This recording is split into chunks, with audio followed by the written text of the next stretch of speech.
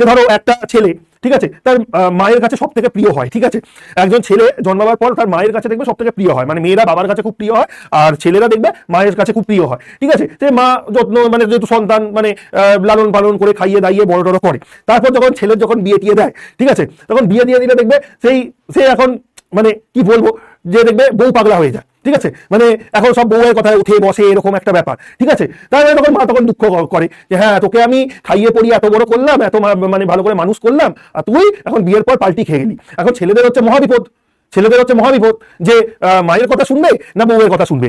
মায়ের কথা যদি শোনে তাহলে বউ গালাগাল দেবে, বউ বলবে যে একদম মায়ের আঁচলে বাঁধা ছেলে, একটা মায়ের আঁচলে থাকা একটা ছেলে।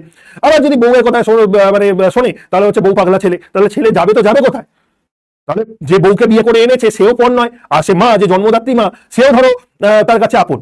তো এরকম একটা ব্যাপার। কিন্তু ধরো একটা সবাই অবজার্ভ করছে যে ছেলেটা খুব বাধ্য ছিল, মায়ের কথা শুনে চলতো, মাকে ছাড়া কিচ্ছু জানতো না, চিনতো না, মা ছোটবেলা থেকে খাইয়ে দাইয়ে পড়াশোনা করিয়ে মানুষ করেছে, মায়ের অবাধ্য, মানে একদম চূড়ান্ত বাধ্য ছেলে, ঠিক আছে। এবার সেই ছেলেই যখন বিয়ে করে, যখন দেখছে মাকে পাত্তা দিচ্ছে না, মায়ের কথা শুনছে না, বউয়ের কথা শুনছে, আজকে বউ বলছে চলো আজকে সিনেমা দেখতে যাই, সাইয়ারা দেখতে যাই, তো চলে যাচ্ছে সাইয়ারা দেখতে। ওদিকে বলছে যে মা বলছে যে আমার কোমরে ব্যথা হয়েছে, তো চল আমাকে ডাক্তারের কাছে নিয়ে যাবি, চল। তো ছেলে ডাক্তারের কাছে নিয়ে যাচ্ছে না, মানে মাকে অ্যাভয়েড করছে যে না। তখন দেখছে বউ, যদি বউ সাইয়ারা দেখতে চেয়েছে, তো বউকে যদি সিনেমা হলে না দেখতে নিয়ে যাই তাহলে কি হবে, যে বউ খসে যাবে, ব্যাস, তারপর ডিভোর্স দিয়ে পালিয়ে যাবে। তারপর এখন ডিভোর্স দিলে তো আরো জ্বালা, অ্যালিমনি দিতে হবে আবার, ঠিক আছে। তো এই ব্যাপার, তার মানে কমপ্লিটলি কি হচ্ছে, যে ছেলেটার যে মানে মেন্টালিটি ছিল সেটা বিয়ের পর কমপ্লিটলি চেঞ্জ হয়ে গেল। ঠিক সেরকমই এটা ব্যাপার, যে এই ভ্যালেন্স বন্ড থিওরিতে আমরা শুধু অ্যাটমিক অরবিটালস নিয়ে ভাবছিলাম, মানে অ্যাটমদের নিয়ে ভাবছিলাম, তার মানে অ্যাটমের অরবিটালস গুলো রয়েছে, ঠিক আছে। এবার এখন ধরো এ মলিকিউল তৈরি করে ফেলেছে, ধরো যেরকম ছেলে